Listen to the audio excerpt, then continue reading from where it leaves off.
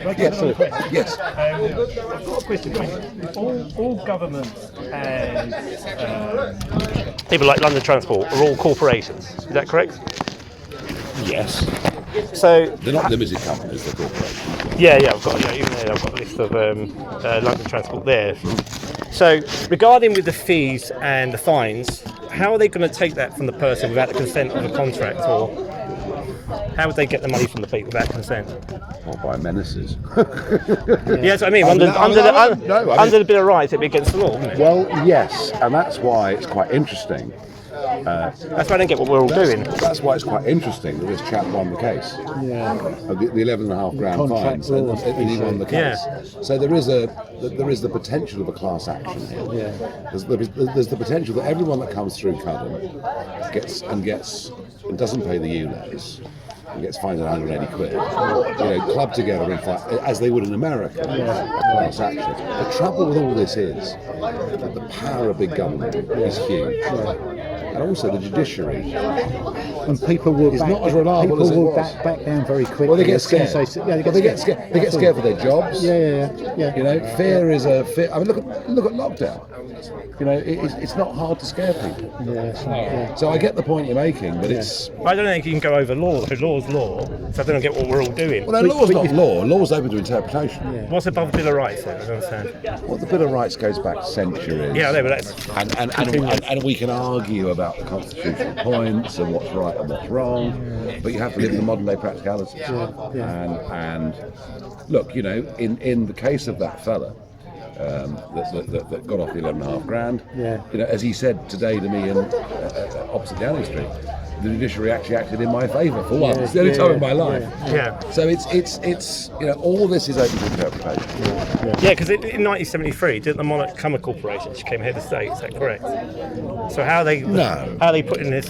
No, she was head of state in 1952. Oh, was she? Oh, She was head of state in 1952. What happened on the 1st of January 1973 is that we acceded to the European Union. yeah, because I was going through That's another story. Which is another story, but equally, I mean, people like Norris McClurson, Guinness Book of Records, who's a friend of mine. Norris argued that joining the EEC was illegal because politicians were giving away power that wasn't theirs to give. Right. Now, legally, historically, and constitutionally, he may have been right, but in practical terms, It happened. Yeah, because I was going through the FCO. It's a bloody long read. 301.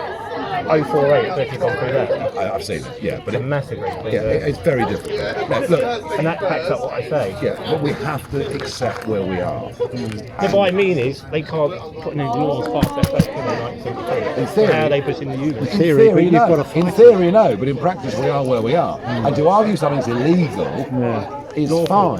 Well, yeah, lawful. I mean, Norris would have said that to me 25 years ago about the European Union, but I said, no, Norris, that's fine. To argue that it's, he said they were all traitors for talking in the tower. But we have to deal with where we are. The judgment on the signage is interesting. I was confused. Oh, right, okay. You need contract with someone. You can't override it without consent. There's no other way around it. You need consent for a contract. Central government. Well, not if they post it back. Central government has more power now than it's ever had before. I don't think they have, because I deal with it all the time. I just send it back, Nigel. And nothing happens. So. No, well, that's what happens. Listen, maybe we'll have a mass rebellion, and maybe the judiciary will back us up. We'll have to see. I don't know. I just don't know.